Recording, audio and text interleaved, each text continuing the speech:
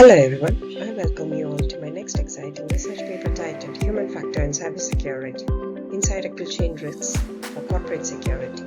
This paper had been presented in the ICECER 2025 conference held in Madagascar. Come, let's get started. As tropical continents in Asia adopt new technologies, an alarming level of cybersecurity risk appear due to lack of strong infrastructure protection mechanisms and a work culture that do not enable strict security measures. One does not need to be surprised over the situation because of the lack of proper controls on these threats means that there is little or no progress made over time. Due to the poor progress, most researchers have concentrated on developed countries which regulated inadequate research on how these insider threats affect the organization and the internal control procedures in emerging markets. In addition, organizations fail to understand the interplay between psychological, social, and organizational aspects leading to insider threats. The presence of adaptive security measures like user and entity behavioral analytics (UEBA) and ZTA Zero Trust Architecture promise to identify and address pre-embraced insider threats, but they do not provide an ultimate solution. This paper seeks to investigate how the impact of insider threats have influenced the state of organization security in emerging economies today. In the intent to analyze the existing security measures and identify the rational challenges in order to recommend a consolidated approach that incorporates technology-based securities together with people-centered security systems. Such a problem has and will be seen in this paper with practical solutions aimed to enhance organizational resilience in preventing insider threats. The paper aims to measure the insider threats that affect security systems used by the companies in emerging economies. In relation to it, the identified objectives are seen as to examine the various types of insider threats present in the organizations. Next, to evaluate how insider threats influence the overall security measures and operational integrity of organizations. Next, to investigate the effectiveness of existing insider strategies in minimizing insider threats, and so as to propose recommendations for enhancing organizational cybersecurity resilience against insider threats. This review outlines how the insider threats occur, such as psychological, social, and organizational factors that motivate the insiders to perform such actions in varied organizational settings.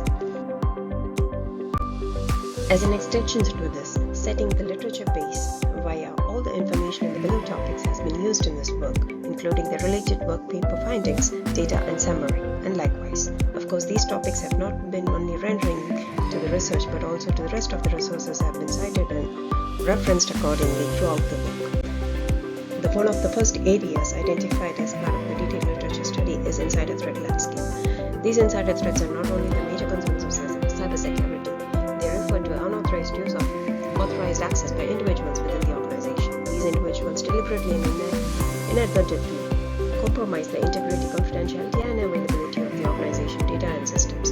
Unlike external threats, insiders enjoy authorized access, and their actions and activities are not only easily detectable or preventable through traditional security measures. Insider threats can be divided into two major areas like malicious insiders and unintentional insiders. Then coming in terms of the distinction between insider and external threats. Perhaps the biggest difference between these two is the access and privileges. Insiders have authorized access to the systems and the data of the organization, which they use to maliciously or accidentally cause security breaches while performing their jobs. External attackers must first breach the organizational defensive walls, firewalls, and intrusion detection systems before they can have unauthorized access. They say that inherent access allows insiders to bypass traditional security measures put in place to protect against external threats. Finally, in terms of the organizational security structural factors, purely designed security policies can sometimes have an unintended consequence of encouraging employees to work around security policies and create insider threats. For example, strict password policies or heavy access controls will employees or drive the employees to find ways to make their lives easier, such as password sharing or using weak credentials to make their jobs easier. These risks can be mitigated by organizations that balances security and operational efficiency.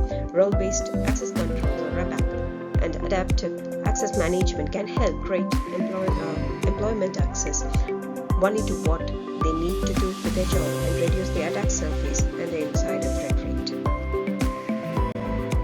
With that mentioned, I would like to thank you for your time of listening.